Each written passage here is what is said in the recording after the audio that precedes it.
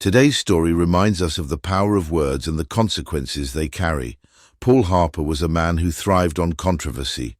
His voice, deep and confident, was the sound millions tuned into every night. His talk show, Harper's Hour, wasn't just a platform for discussion, it was a battleground.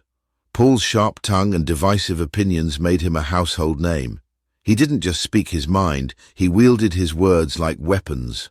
For Paul, it was all part of the job. But what he didn't realize was that his words didn't simply vanish after the microphone turned off. They lingered, and one night they came back to haunt him. It was a night like any other. The phone lines lit up as soon as the show began. Paul thrived on this energy. It was his stage, and he was the star. But something about the air that night felt heavier, though Paul didn't notice it yet. "Good evening, folks," his voice boomed with confidence. "If you've got something to say, make it count. And if the truth hurts, well, maybe you're not cut out for this show." He pressed a button and the first caller connected. The line crackled faintly with static. "Do you remember me, Paul?" The voice was faint, almost a whisper. Paul frowned. "Who is this?" "Speak up, I don't have all night." "You told me I wasn't worth anything, just another nobody who couldn't handle the truth." Paul chuckled nervously. "Listen, I talk to a lot of people. Got a name, pal?" "You don't need my name. You just need to remember what happened next." The line went dead, leaving only static. Paul stared at the phone, unsettled, but brushed it off. The next call was stranger still. "Why didn't you listen to me, Paul?" The caller's voice was calm yet eerie. "I called for help and you laughed." Paul stiffened. "Look," he said, his voice faltering slightly, "I can't help you if you don't tell me what this is about. You told me I was pathetic, that no one cared about my story. And then The voice trailed off into static. Paul sat frozen in his chair. As the night wore on, the calls kept coming. Familiar voices filled the studio, each one recounting a moment Paul had tried to forget. They spoke of their pain, their struggles, and the way Paul's dismissive words had cut them deeper than he ever realized. And then Paul began to understand. These weren't just angry listeners. These were voices from the past, voices that no longer belonged to the living. Paul stood up, pacing the studio. His usual confidence was gone, replaced by unease. The once familiar hum of the equipment now felt oppressive, like it was mocking him.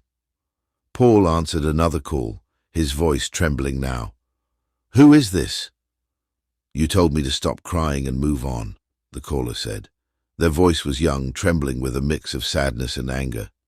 "You said I was being dramatic." Paul's stomach sank. He remembered her now, a young woman who had called months ago, desperate after losing her job and home. I didn't mean it like that," Paul stammered. "I was just trying to be honest." "Honest?" The caller's voice sharpened.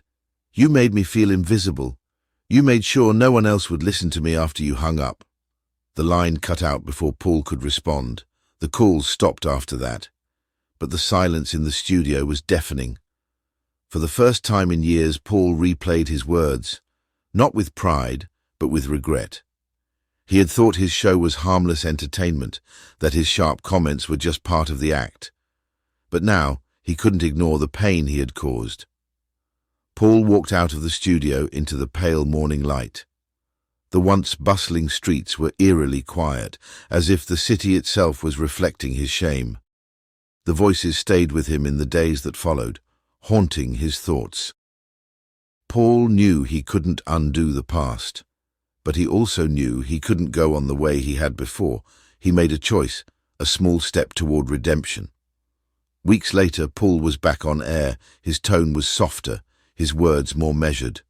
"Tonight," he said, "I want to hear your stories. No arguments, no debates, just tell me what's on your mind. And this time I promise to listen." Sometimes regret is the only way we learn. And for Paul Harper, it was a lesson that came too late for some, but just in time for himself.